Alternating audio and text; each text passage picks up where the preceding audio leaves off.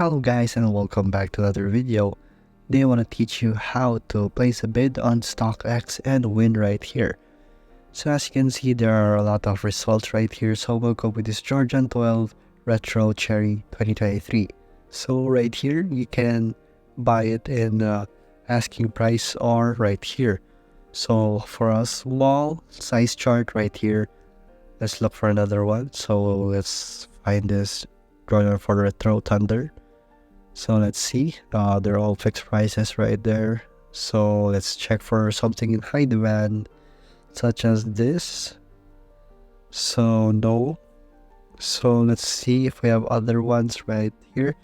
Let's go with this, like Air Force One lows. So let's see, and there you go. So when you're gonna bid right here for a size, there's gonna be a good bid and a better bid. So here, just to win a bid, you must have a better bid than the others, or they might outbid you. So it's the 195 right there, and you might just get it. So here you have your bid expiration too. So let's just say 7 days. So here you can add your discount code, and then from there add your payment, add your address, and then review your bid, and then just save it, and then your bid will be on its way. So the higher the bid, the more likely you are to win. And there you go guys.